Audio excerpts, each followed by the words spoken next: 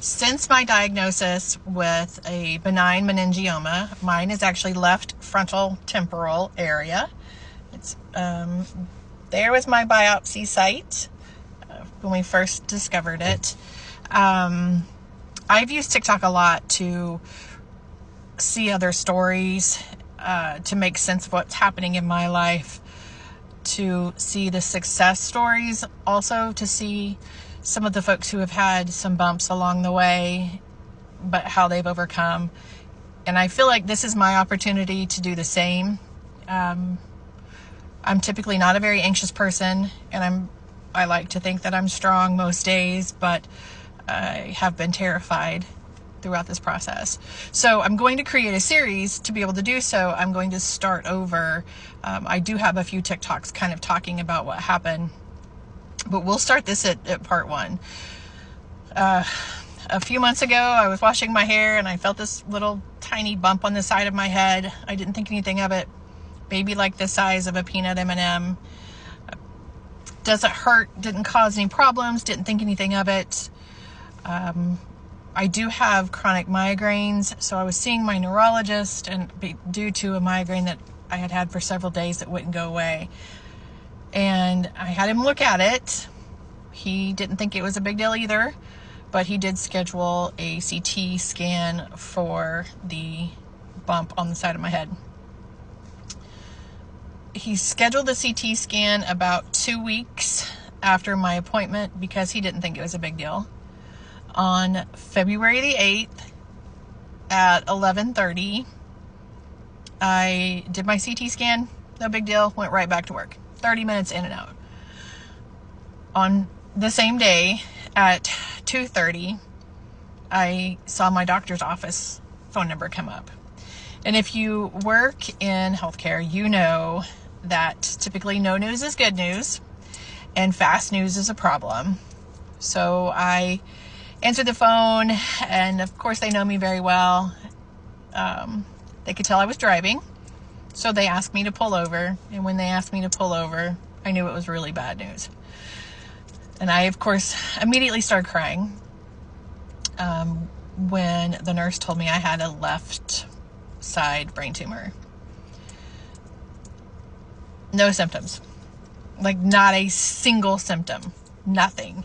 I do have migraines. However, they're at the base of my neck, and they have nothing to do with the tumor. In fact, the neurosurgeon even confirmed that migraines have nothing to do with the tumor. So the tumor itself was causing no problems. Anyway, they had me go back to the ER.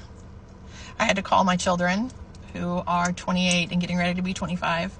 That was the most awful phone call I think I have ever made in my life. I never want to have to do that again to them. I made them promise that they wouldn't drive like maniacs to the hospital. It was actually my son's fiance, because my daughter was sleeping from a night shift and my son was busy at work. So she got in touch with them. Anyway, so we finally met at the ER and was originally told that the neurosurgeon would call me on Monday. This was Thursday. They did another CT scan to confirm the diagnosis, and then they put me into a room. The neurosurgeon that was supposed to call me on Monday ended up walking in with 3 other doctors. Again, if you know anything in healthcare, 3 doctors walking in pretty excited, that's usually not good news. So we did have a lot of discussion. He did do the biopsy the next day, which again is this. There really hasn't been any pain. I mean, the pain has been like where the incision part of it, which is obviously supposed to happen. Some swelling. There's some previous TikToks where you can see that. The swelling radiated down my face, and I did have a black eye, but no big deal. So anyway, about a week later, the pathology come back, and it is benign. It's not cancerous. Praise the Lord. So we wait to figure out what's next.